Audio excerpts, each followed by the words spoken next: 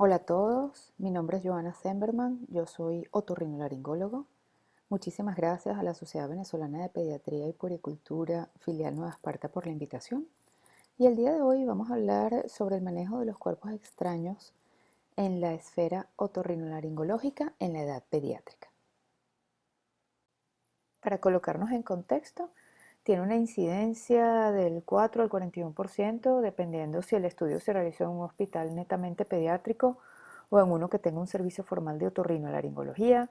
Tiene mayor presencia en el sexo masculino y pueden ocurrir a cualquier edad, pero con un pico hacia los 3 o 4 años. Y esto es porque los niños más pequeños aún no han desarrollado la motricidad fina para tomar objetos pequeños e introducírselos, y los niños mayores ya tienen una idea del bien y el mal.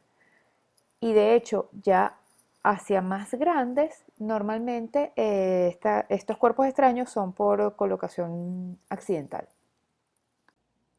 Y justamente cuando hablamos, por ejemplo, de la ingestión accidental, esta sucede con mayor frecuencia cuando en los alimentos coexisten partes blandas y duras, o alimentos en formas peligrosas.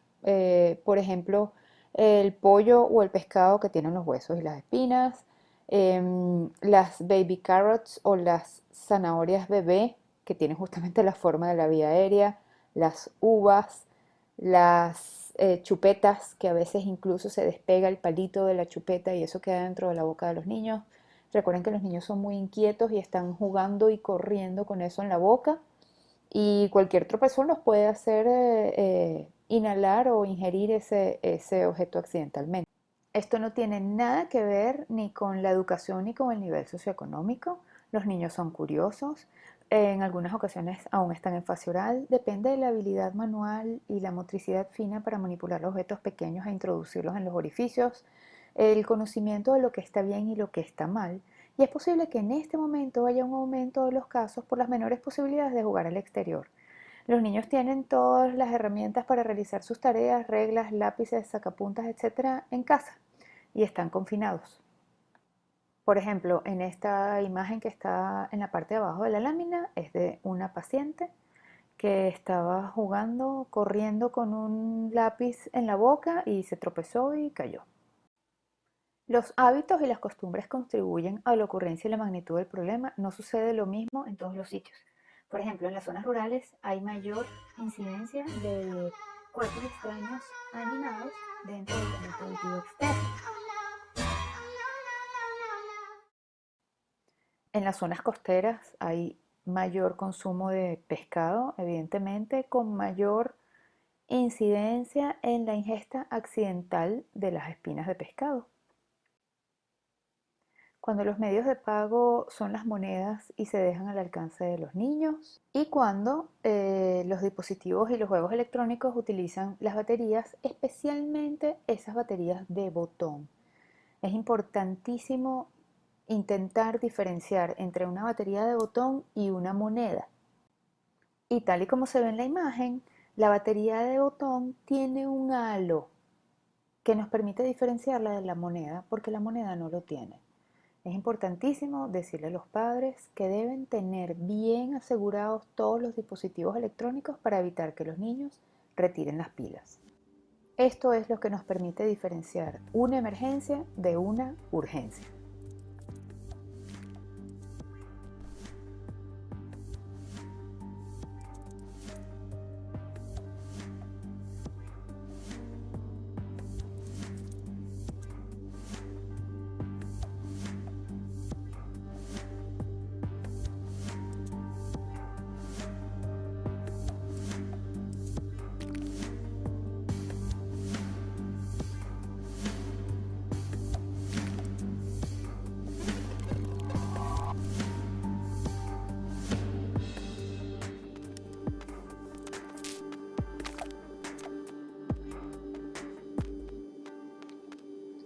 Aquí pudimos observar que ya a las 2 horas el daño al tejido es irreversible y puede tener unas consecuencias nefastas.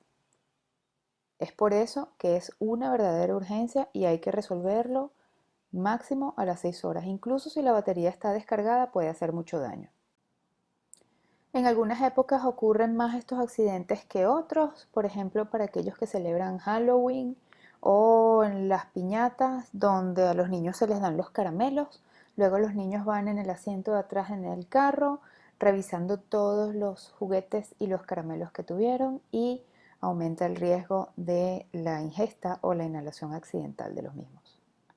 Existen varias maneras de clasificar los cuerpos extraños. Según el tipo están los inorgánicos y están los orgánicos animados y están los orgánicos inanimados como las semillas y los huesos. Y según la localización, si son ópticos, si son nasales o si son faríngeos, al menos en la esfera de ORL, porque también pueden ser de localización esofágica o de localización bronquial. Para el diagnóstico, o se evidencia, normalmente un familiar observa que el niño se está introduciendo eso en la boca o en el oído, o se descubre, por ejemplo, en la noche cuando la madre llega del trabajo y está revisando al niño o lo está bañando, o el niño lo dice, o si es ótico, puede tener otorrea purulenta unilateral y si es nasal puede tener rinorrea purulenta unilateral. Este dato es muy importante. Ahora, cuando el cuerpo extraño está en faringe ya se cambia un poquito la historia y se nos complica. Idealmente, que el cuerpo extraño esté en orofaringe, la mayoría de las veces está en la mitad, ¿no? Que uno puede abrir la boca y cuando uno examina al paciente al ingreso, pues lo ve e incluso lo puede retirar. Ahora, cuando ya el cuerpo extraño está en rinofaringe o en hipofaringe, pues ya la historia es otra. Cuando está en rinofaringe, pues el paciente puede tener rinolalia o rinorrea purulenta. Tenemos que tener una alta sospecha diagnóstica y o que se evidencie cuando el paciente lo introdujo o que el cuerpo extraño sea radioopaco y que se pueda visualizar en una rayos X de rinofaringe apeo lateral. Cuando está en orofaringe, como les comentamos, al abrir la boca, pues normalmente se ve. Normalmente el paciente tiene odinofagia, pero la odinofagia es lateralizada y este dato es importantísimo y nos ayuda a diferenciar en ocasiones por clínica si el cuerpo extraño está en faringe o está en esófago. Igualmente el hecho de tener la otalgia refleja nos habla más o menos de la altura donde puede estar el cuerpo extraño y evidentemente de la lateralidad.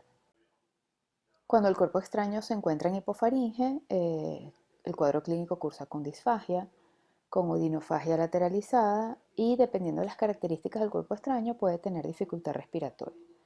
Cuando me refiero a la odinofagia lateralizada es por lo siguiente, durante la deglución el bolus alimentario se divide en dos para pasar por la faringe a través de los senos piriformes y luego se vuelve a unir una vez que llega al esófago. Entonces, durante la fase faríngea de la deglución, si hay algún cuerpo extraño que pudiera impactarse en la pared faríngea, generalmente va a ser de alguno de los dos lados.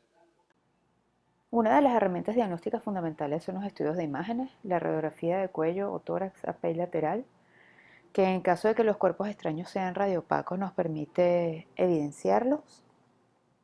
También nos permite saber si el cuerpo extraño ha migrado o no. En el caso de la radiografía de tórax, en ocasiones pudiéramos no ver el cuerpo extraño, pero podríamos ver una hiperinsuflación de alguno de los dos campos pulmonares. Y esto puede deberse a que en ocasiones, cuando el cuerpo extraño está alojado en alguno de los bronquios principales, puede hacer efecto de válvula, donde con la inspiración permite la entrada del aire, pero al hacer efecto de válvula no permite la salida del aire. Ese campo pulmonar aparece hiperlúcido y se desplaza el mediastino hacia el lado contralateral. Otro dato importante a tener en cuenta es que las anillas de las latas de refresco son visibles en la radiografía únicamente en el 21% de los casos. La tomografía computada de cuello o de tórax es una herramienta fundamental para ubicar el cuerpo extraño y no solamente para eso, sino para también observar si hay complicaciones. Por ejemplo, la presencia de niveles hidroaéreos o de engrosamiento del espacio retrofaríngeo. Otro estudio indispensable es la nasofaringolaringoscopia flexible que nos permite con una camarita Introducirnos a través de la fosa nasal y observar la vía aérea hasta la subglotis. Como podemos evaluar en este video, que hay un cuerpo extraño por debajo de las cuerdas vocales.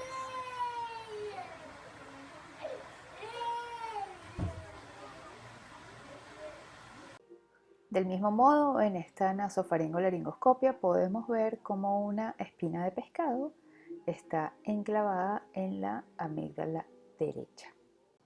Es importante dejar en claro que no siempre se ven los cuerpos extraños durante la nasofaringolaringoscopia, especialmente si son huesitos muy delgados, cartilaginosos, finitos, que podrían estar totalmente enclavados dentro de la mucosa de la faringe, o incluso el paciente puede sentir la molestia, pero el cuerpo extraño no está enclavado, sino que pasó y rasguñó el tejido.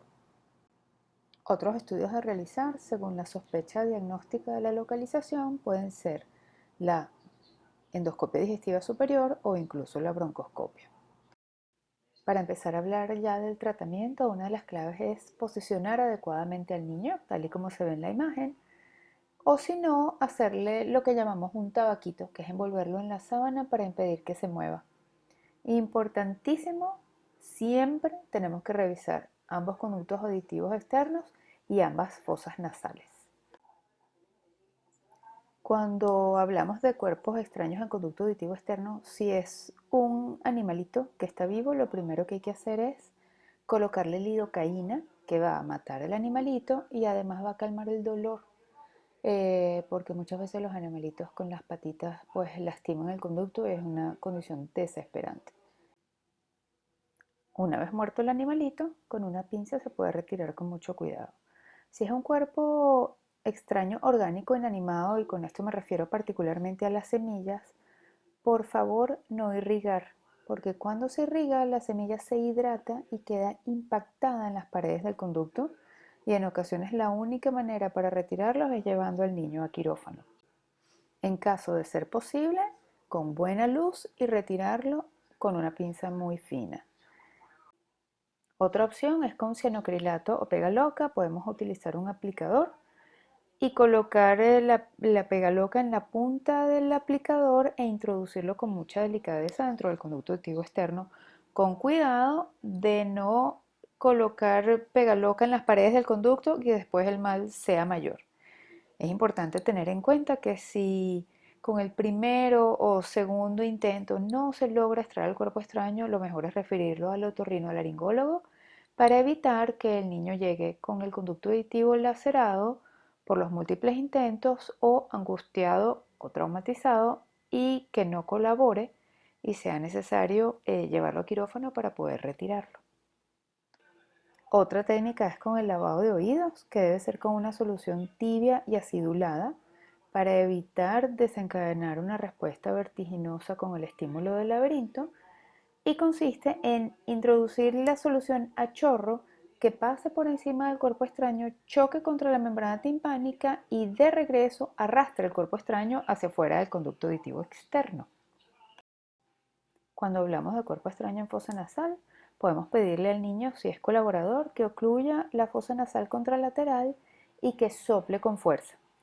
En caso de no ser posible, podemos pedirle a su representante que haga lo siguiente que vamos a ver en el video, que es una técnica que a mí me encanta. Esta técnica consiste en pedirle al representante que haga sello con sus labios por fuera de los labios del niño, que ocluya la fosa nasal contralateral y que sople por la boca con muchísima fuerza para que esa presión suba hasta la rinofaringe y por las fosas nasales saque el cuerpo extraño. Ya lo vamos a ver. Oh God, Bronson. Okay, right. Now we'll try something. Ready? Just let me breathe in your mouth. Really, really, really, really, really. Ready? You're gonna let me breathe in your mouth. So I'm gonna do that. Right, no, wait. Let me open your mouth. Open your mouth. Open your mouth. There, done. How did you do that? Por supuesto, si esta técnica no funciona y si no se logra sacar con una pincita, inmediatamente llamar al otorrinolaringólogo y referir al paciente. Por último, cuando el cuerpo extraño se encuentra en faringe, pues al examinar al niño, abrir la boca, cuando el cuerpo extraño está en faringe, la mitad de las veces se encuentra en las amígdalas palatinas, o sea que podríamos verlo y si el niño colabora podemos retirarlo. En caso de no ser así, pues toca llamar al otorrinolaringólogo.